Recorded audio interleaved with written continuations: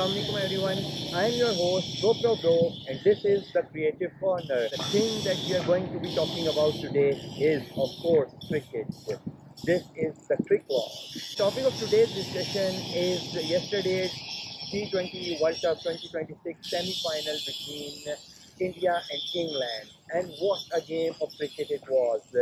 A high-scoring run fest that resulted in India qualifying for the final of yet another ICC tournament. This time the T20 World Cup.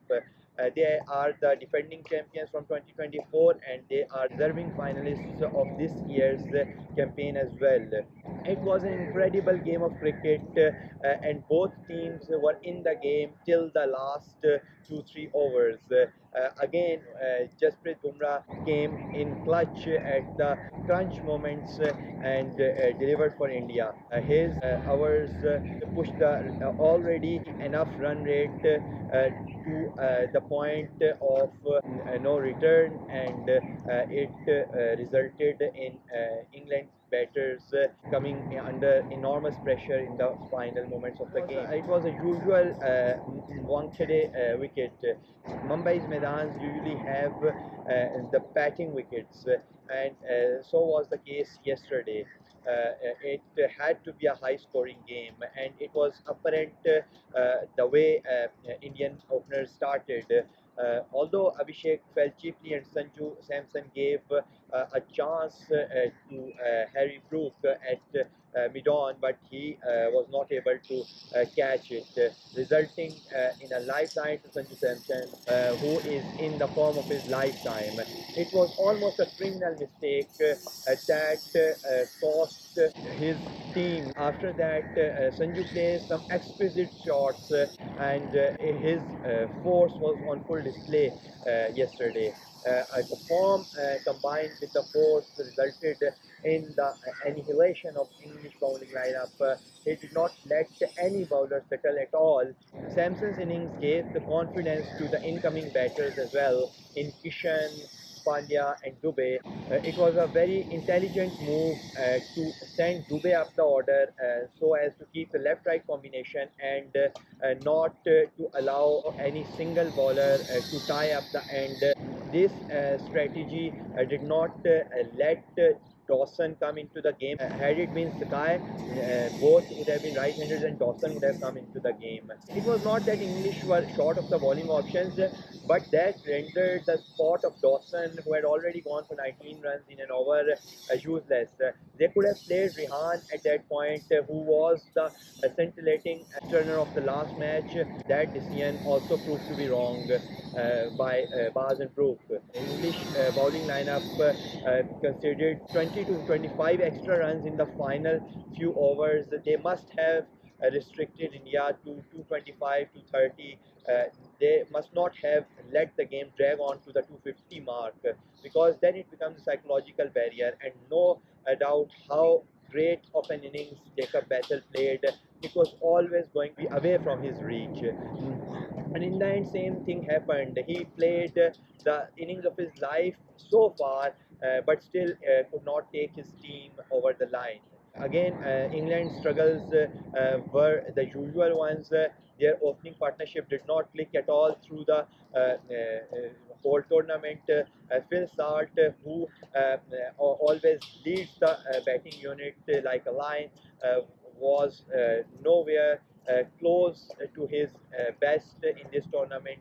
He had a game or two that can be counted satisfactory up to his standards, but overall, and most importantly in the crunch games, he did not stand up for his team. Butler has struggled for form, and more than the form, I believe it is the mental state that Butler currently is in. Butler was destined for greatness. He had to be the captain that could have brought home trophies, because he had already proved himself as the greatest English white ball batsman, as well as one of the best English wicketkeepers. The next step was to be one of the best English captains, and unfortunately that did not happen. the early defeat of 2023 ODI World Cup, the semi-final defeat in 2024 T20 World Cup, the early exit in the Champions Trophy 2025, all of which resulted in him stepping down as an English captain, had taken a toll on him mentally. He seems to be not in the right frame of mind that the Butler we are used to of. All clear in his mind, clear in his approach, clear in his stance, Butler that butchers the opposition. But that was not to be the case this time around. Butler looked everything but settled on the crease. He was nervous, he was itchy, although he got some good shots away, but the delivery that he got out on was, although a good delivery, but not the one that we expect Butler to be bowled off. Again, Brook having let down his team in the fielding as well as with a bit of his captaincy, I believe did not step up as a batsman in this crunch semi-final. They needed the kind of Brook innings that he had played against Pakistan. But unfortunately, the very first ball of Bumrah's spell, he must have been ready for the slower ones. Yes, Bumrah mixes it up brilliantly at the start and end of the hour, and you cannot really predict, or even if you predict, it is too late to his action. But the player of Brook's caliber must have been ready for the trap, and he was not. And also, he could have taken a couple of deliveries of Bumrah. I know he wanted to enforce himself on the game, and the run rate was such, but the way Jacob Bethel played was an ideal innings in such a run chase. It is an incredibly tough job to play such an innings in such a big run chase because it was a calculated innings, proper cricketing shots, and it stretched up to 100. It was one of the finest T20 cricketing innings that you will ever see. Yeah, there are innings that are full of power, that are full of slogging, but it was an innings full of creative, intelligent cricketing shots. He played all around the ground, from square leg to mid wicket, to mid on, to mid off, to extra cover, to covers, to third man, and even fine leg. It was a complete innings from a complete player. He is a prodigy in cricket and is among the top few batters that will rule the cricketing world in the decade to come. It was a player to witness that innings. Banton hit a couple, but he had to do more than that. With the top order collapsing, the responsibility lied with him, and he had already played one of the good innings in the tournament for them. Although Brook also played a brilliant inning, but he also did not come off in this match. When Will Jacks came, he also started slow, but eventually he caught up with the run rate, and it felt that if Jacks and Bethel stay for the last 5 hours, it will be an England chase. But Jacks was caught on the boundary brilliantly by Akshar Patel, and he had to depart. Had there been Jacks after that over, because it was the last ball, so you can say even after that delivery, there would have been a couple of hours from spin, and he is a brilliant spin hitter. The game could have been different. In the third Bumrah hour, they got a boundary away and got around 10 runs, but still they could not cash in on the other overs with Sam Curran.